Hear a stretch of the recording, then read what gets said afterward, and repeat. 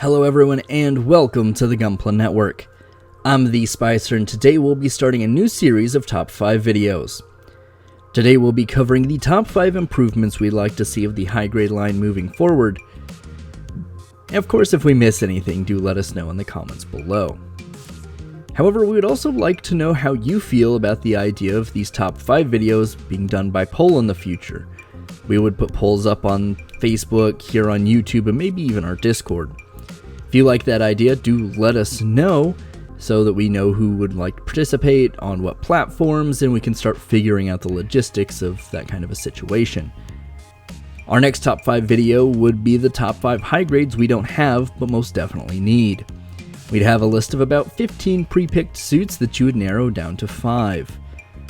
If that sounds right up your alley, do let us know in the comments below.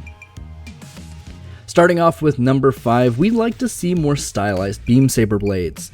Some lines have done this, some haven't, but regardless, far too many kits have the same set of regular beam blades. Which is, I guess, fine, but it would be nice to take some inspiration from previous lines and make something more interesting.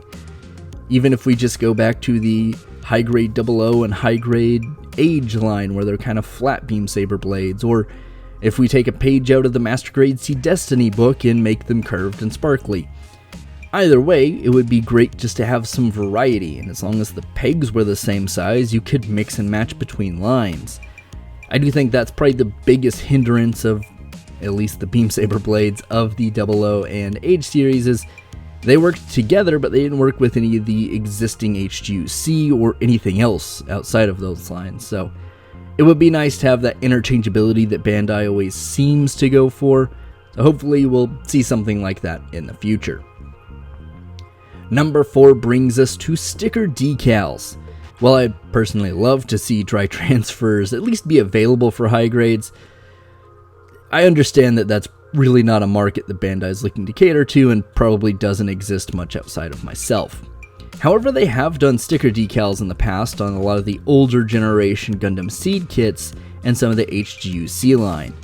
Some fairly basic, just marking decals that are stickers would be fine. In this size and the size of the stickers, they wouldn't have too much of a film around them to make the suits look bad, as long as they're not huge stickers at least. And what we've seen in the past, they all look pretty solid. Some of the bigger number sets from the HGUC line a little wonky, but generally speaking, most of the stickers are pretty small, pretty well done, and add quite a bit of pop. As an example, the high grade Blue Frame 2nd L I reviewed not too long ago had some really nice marking stickers for the Serpentel logo, the 1, and things like that.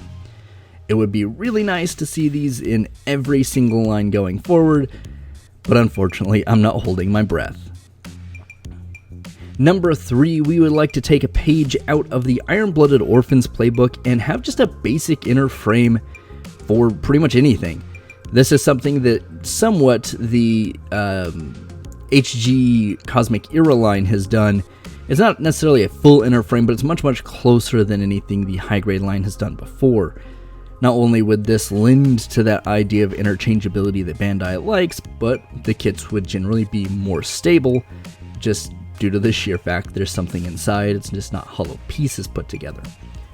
It would be great to see, and most kits would actually probably work fine with this. There are some I understand an inner frame may not work too well with, but generally speaking, most kits would work well with an inner frame and would all around benefit. Even if it's a little more plastic, I think most of us would be willing to shell out.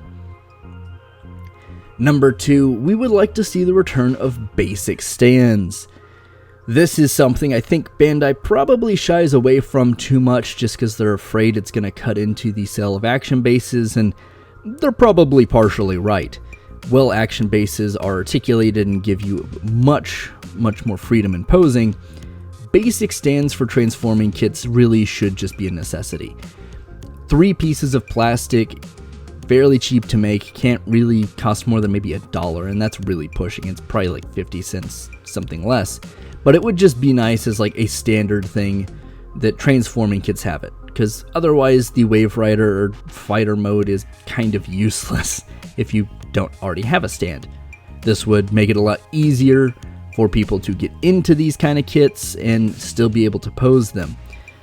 Bandai always makes a note on the sides of these boxes that, hey, you can transform it, but most people don't leave them in those modes for this sheer reason. Sure, a lot of people prefer the mobile suit mode, but if you don't have a stand to display it in fighter mode, it's automatically out of the picture. So it would just be nice to generally have this included. It's a callback to the Age line that had a bunch of stands for kits, and we don't really see it too much anymore. You occasionally do, but it's just not nearly as prevalent as it used to be. And number 1 is actually a twofer. We like less color correcting stickers, as I'm sure most of the entire Gunpla community would, but we'd also like to see more accurate color separation in plastic. This is another callback to the high-grade Age line, as that was one of the big things they really strove to do with that line.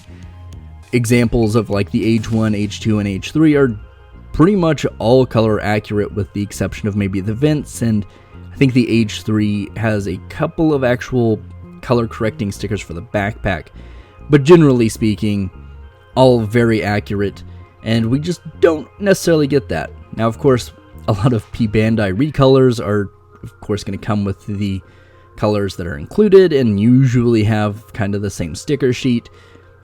A little disappointing, but it would just be nice to have something more solid looking out of the box. The entry grade line is a great example of this. Bandai's proved, at least for basic designs, they can get away with it. They can absolutely do it. Now, of course, foil stickers are still necessary to provide a much more interesting eye glow, but even the entry grades yellow eyes aren't terrible, and this reminds me of the advanced grades that came out with Gundam Age, where they would just have like light blue plastic behind the eyes and it worked pretty well.